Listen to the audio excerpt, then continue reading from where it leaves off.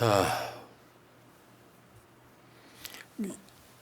여지경 언론 한번 볼까요? 일단 어제 잠깐 말씀드린 것처럼 윤석열 사진이 잘린 것도 아니거든. 저렇게 저 뭐 칼럼 같은 거에 저렇게 사진 얼굴만 딱 낼 수 있잖아. 누군지 알아보기만 하면 되니까. 네. 그거를 냈다고 득달같이 항의전하는 거. 그동안 대통령실에 윤석열 몸 잘리고 얼굴 잘리고 뒤통수 나오고 그런 사진들은 쥐들 손으로 올려놓고 왜 기자한테 저런 말도 안 되는 소리를 해요. 야, 이 대통령실이 이 새끼들아, 내가 한마디면 비유를 들어줄게. 어떤 유튜브가 새날을 막 말도 안 되는 걸로 깐다 그래서 전화번호 알아내가지고 전화에 쌍욕하는 것하고 뭐가 달라. 참고 마는 거지 그냥. 진짜 짜치는 거 짜친다. 아, 나 유치한 거 그러니까 진짜. 저 전화한 사람이 누군지는 아직 안 밝혀진 것 같은데 그냥 충성 경쟁하는 거잖아요. 대통령님 나 이거 전화했습니다. 그 한마디 에피소드 한번 썰을 풀어보려고. 그냥 충성 경쟁하는 것밖에 안 그리고 되잖아요. 이 기사 자체가 뭐 이렇게 특별히 깐다거나 이런 게 아니라 그냥 상징적으로 윤석열의 얼굴만 들어간 거예요. 근데 이게 뭐가 문제가 되냐? 그러면 새날에서 만드는 썸네일은 지금 얼마나 꼴보기 싫겠어요. 지금 그렇지. 잡아드리고 싶겠지. 유튜브도 제재하고 싶은데 제재를 네. 못하는 거지. 우리 맨날 눈 가리고 막 이렇게 하는데. 가린 거였어요? 나 멋진 선글라스 씌워준 줄 알았는데. 그러니까. 검은 반도체. 네. 네.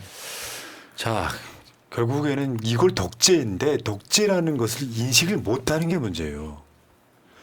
만약에 문재인 청와대가 똑같은 상황에서 언론사에 전화 걸었다고 생각해봐. 모든 언론이 난리가 났을 겁니다.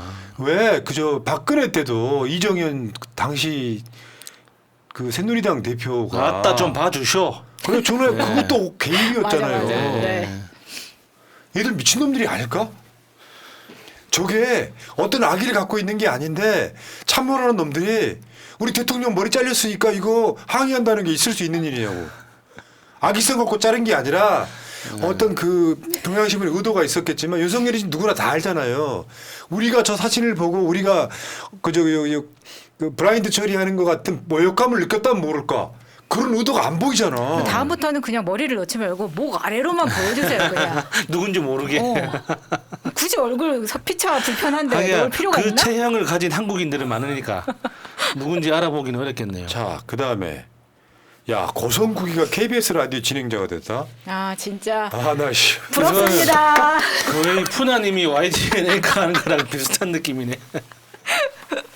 근데 쟤네들은 그런 측면이 있어. 사실은 저 놀면들이 김어준이야. 근데 고성국이나 뭐 심지어 배승이나 이런 애들이 김어준은 그런 식으로 하지 않죠. 안 했죠. 정권을 가져왔으니까 이제 저쪽에는 그럴 만한 인물이 안 되다 보니까 좀 저질인 애들 데려다가 YTN KBS 진행자 시키는 거예요. 그 있잖아요. 노래 제목 중에 그 못생긴 애들 중에 제일 잘생긴 애. 이런 느낌 있잖아요.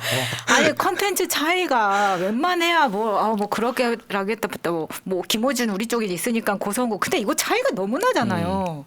그런데다가 심지어 보수 발탁됐는데도 불구하고 지금 본인의 유튜브에서는 계속해서 윤석열을 찬양하고 민주당을 까는 이런 사람을 어떻게 공영방송에 진행자를 시킵니까? 진짜 그것도 진짜 대한민국에서 가장 큰 공영방송 KBS의 진행자를 시키는데 이놈은 구구 유튜브 짓 하고 있는 거야. 고성국이가. 그것도 그냥 보통 프로그램도 아니고 KBS의 상징이라고 할 수 있는 아침 시사 방송을. 이제 거의 사람들이 많이 안 듣겠죠. 지금도 지금 그 보통 KBS 뭐 생방송 유튜브 한번 시작하면은 동시 시청자 뭐 1,000명, 2,000명 이렇게 되잖아요. 그러니까요. 그런데다가 지금 보수 유튜버 계속해서 쓰는 게 고성국뿐만 아니라 배승희도 은근슬쩍 집어넣는데 배승희는 더 가관입니다. 지금 YTN 라디오를 진행하고 있지만 오늘까지도 이러한 내용의 방송을 배승희 TV에서 계속하고 있는 거예요. 이재명 사실상 불신임 몰락 시나리오 현실화. 에라이. 진짜. 야, 니들처럼 일반 보수 유튜버들 하는 짓거리 보면 그거잖아. 이재명 난리 났네, 난리 났대. 내용 보면 아무것도 없어. 그리고 니들이 총선 내내 이재명 폭망, 민주당 폭망했던 게 현실로 이루어졌니? 저런 애들 언론도 아무것도 아닌 쓰레기 같은 거예요. 아니면 사회적 대의나 시대정신을 이야기를 하거나. 그냥 코인 팔고 있는 애들을 그 지인형에서 인기 있다고 그래서 배승이나 뭐 고성국이나 이런 애들을 그런 방송에 꽂아주는 것 자체가 정상은 아니지. 그러니까 박민희의 방송으로 변신하고 나서 그러니까 어떤 방송의 품격이나 뭐 공정성이나 공영의 가치나 이런 것들이 싸그리 한순간에 사라진 것 같아요. 그러니까 이 KBS 내부 구성원들이 느끼는 이 불안감이 진짜 더 커 보이는 거죠. 특히나 최근에 그 역사전을 그거 완전히 맞아. 그거 없앤다는 그거 봐서 진짜 놀랬거든요. 이게 이런 게 있어요. 나는 이제 여러분들한테 좀 시원함이나 뭐 이런 걸 드리려고 뭐 중간에 쌍욕은 하지만 최소한 저널리즘이 뭔지 배우고 일을 해본 사람이에요.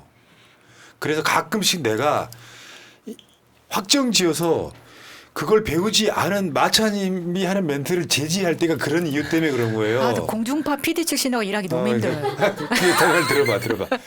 그런 게 꼭 어떤 의미를 이야기하고 싶어 하는 거냐면 저렇게 막 배운 애들이 그러니까 뭐 핸드폰 하나만 있으면 막 하다 보니까 또 인기가 생겼어요. 그러니까 아직도 총선이 끝나도 막 난리 나서 같은 컨텐츠 없는 걸로 유튜브 유지를 하는 애들을 KBS의 진행자로 갖다 쓰는 것 자체가 미친놈들이라는 거야. 정권이 해야 될 일이 아니라고. 어휴, 나봐. 그리고 하나 더. 뭐지? 시장에 가가지고 멍게 보면서 아이 뭐 여기에 소주 한 명 딱 있으면 좋겠네. 이거 있잖아. 네. 여기 JTBC 뭐 다른 웬만한 방송들이 다 냈거든요. 근데 왜 YTN의 돌발 영상만 삭제를 시키냐고. 그러니까 YTN 내부적으로 검토를 해보니 많이 쫄렸나 보죠. 그러니까 뭐 지웠겠지. 그거 말고는 뭐 다 압력이 이유가 없었대. 없잖아요. 그러니까 압력은 없었는데 눈치 보는 거지. 혼자 쫄아가지고 저게 압력이 없었다는 게 사실인지도 궁금합니다. 아니 이마 좀 잘렸다고 전화 오는데 저 방송 내리라고 전화 당연히 하지 않았겠어요? 전화가 아니라 와가지고 조인트 깠을 수도 있습니다. 저 정도는. 아니 저 썸네일을 보세요.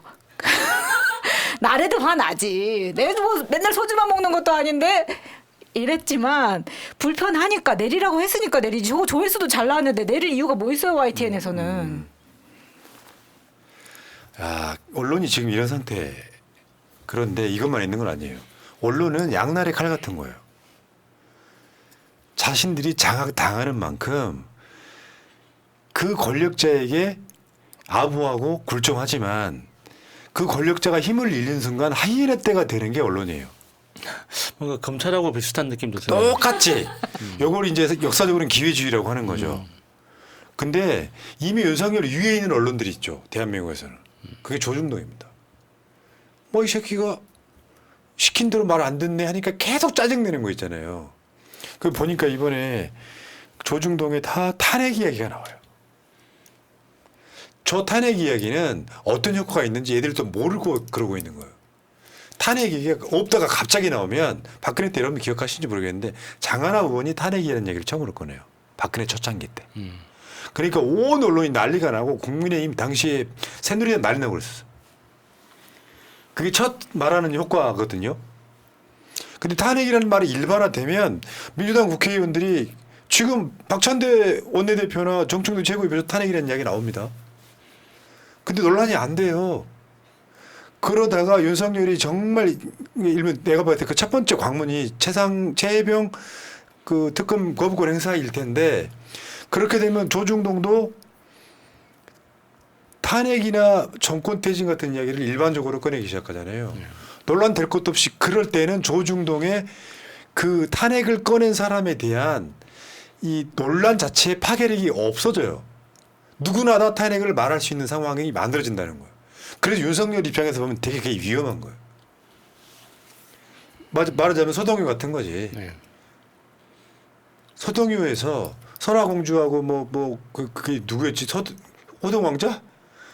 둘이 결혼한다니라고 막 부르고 다니니까 나중에 결혼하는 거와 똑같은 거예요. 지금 한번 볼까요? 지금 조선일보 특검을 거부하면 김건희 더 가혹하게 수사받을 것이다. 그 내용 중에 탄핵이라는 얘기가 나옵니다.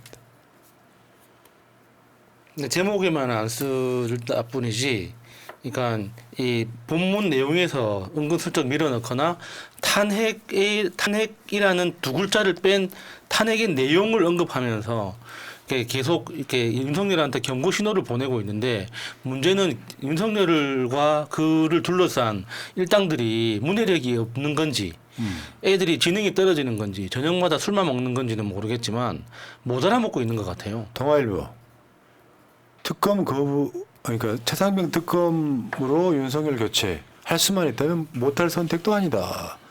물론 여기는 윤석열을 약간 편드는 듯한 뉘앙스의 내용이 들어있긴 합니다만 저걸 계속 일반화 시켜가고 있는 거죠. 저거는 뭐냐. 윤석열 너는 우리말 들어야 돼 이런 얘기가 좀 깔려 있는 거고 근데 국민들이 이제 박근혜 때처럼 들고 일어나면 제일 먼저 조중동이 앞장을 섭니다. 죽창을 들고 윤석열 죽이자고. 근데 그 시점에 놓여 있는 거라고 보시면 가장 합리적인 분석 같습니다. 봐봐요. 조선일보 사설 김여사 수사와 최상병에게 한 만시지탄이다. 늦었다 이런 뜻이고 다음에 중앙일보 사설 특검 논란 자초한 명품백 최상병 늑장 수사 마찬가지죠. 저거는 나중에 어떻게 나아가냐면 민주당이 윤석열을 탄핵해도 할 말 없다라는 그런 뉘앙스고요. 동아일보 검찰 명품백 수사 늦은 만큼 박제라는 소리 들을 정도로 하라.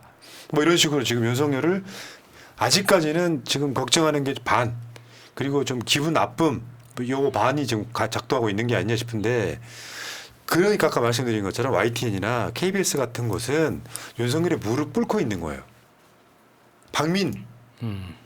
박민의 KBS 사장은 KBS 오너가 아니기 때문에 조중동처럼 힘이 없는 거예요.